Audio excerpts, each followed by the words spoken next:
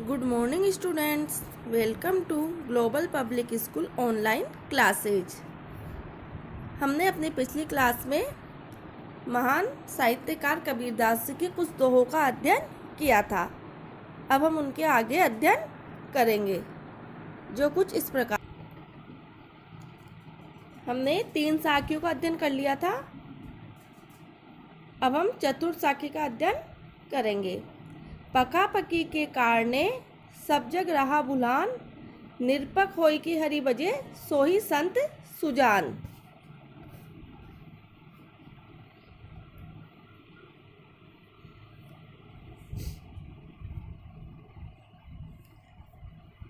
इसके शब्दार्थ देख लेते हैं।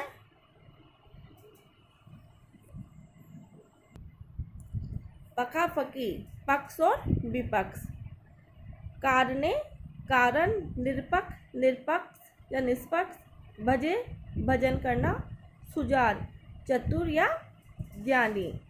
पका पक्की के कारणे सब जग रहा भुलान, पक्ष और विपक्ष के चक्कर में पड़कर लोगों ने स्वयं को जातियों, संप्रदायों और धर्मों में बांट लिया है और सांसारिकता में पढ़कर अपने जीवन के असली उद्देश्यों से भटक गए हैं। निरपक होई की हरि बजे सोई संत सुजान। कबीरदास जी कहते हैं कि जो निष्पक्ष भाव से तटस्थ रहते हुए ईश्वर की भक्ति में लीन रहता है, वास्तव में वही संत है, वही ज्ञानी है।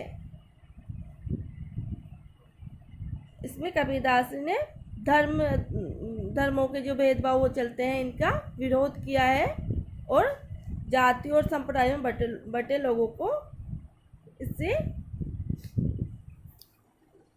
उनके अंदर पक्ष और विपक्ष की भावना का विभेद किया है। हिंदू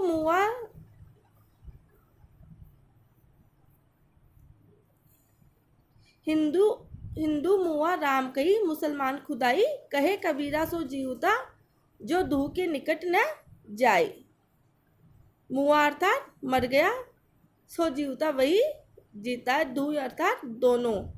हिंदू राम के नाम पर और मुसलमान खुदा के नाम पर लड़ते लड़ते मर जाते हैं। कबीरदास जी कहते हैं कि इस संसार में वही जीवित रहता है या जीने लायक है जो इन दोनों के पास नहीं फटकता, अर्थात जो धर्म या जाति जैसे भेदभाव को नहीं मानता, उसी का जीना ही सार्थक है। कहने का भाव ये है कि जो राम और खुदा दोनों को एक मानता है, वही ईश्वर की सच्ची भक्ति करता है और अंत में मोक्ष को प्राप्त करता है।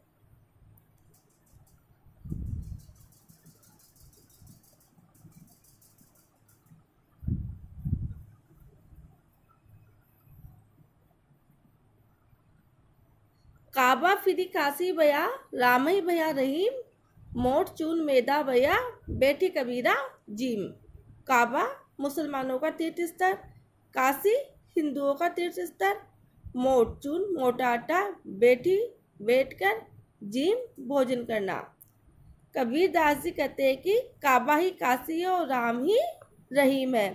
कहने का भाव ये है कि ईश्वर एक ही है, उसके नाम भिन्न है तथा उसकी उपासना के तरीके भी अलग अलग है। सभी को उसी ईश्वर का अंश मानने से जब एकता और समानता का विचार आ जाता है तो गेहूं का जो मोटा आटा होता है वही मैदा बन जाता है। कबीर जैसे साधक तभी भोजन कर सकते हैं।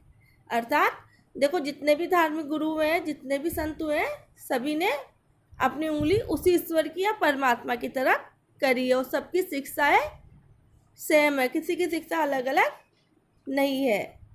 तो कबीरदास जी कहते हैं कि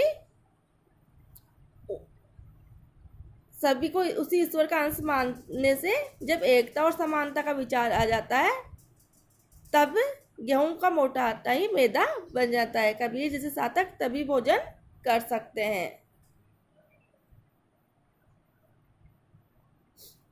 आगे हैं, ऊंचे कुल में जन्मिया, जे करनी ऊंच न होई, सुबरन कलश सूरा भरा, साधु निंदा सोई। ऊंचा कुल अच्छा खानदान, जन्मिया पैदा होकर, करनी कर्म, सुबरन सोने का कलश, सोने का कलश या घड़ा, सुरा शराब, निंदा बुराई, सोई उसकी। ऊंचे कुल में जन्मिया जे करनी ऊंच न होई। ऊंचे कुल में जन्म लेने से कोई ऊंचा नहीं कहलाता। ऊंचा अर्थात महान बनने के लिए तो ऊंचे कर्म भी करने पड़ते हैं। इसमें कुल की कोई भूमिका नहीं होती। जिस प्रकार शराब यदि सोने के कलश में रख दी जाए तो भी वह साधु के लिए पेय नहीं बन सकती, साधुजन उसकी निंदा ही करेंगे। ठीक उसी प्रकार ऊंचे कुल में जन्मे लोग यदि नीच कर्म करने वाले होंगे तो भी वे शराब की तरह निंदा के पात्र ही होंगे।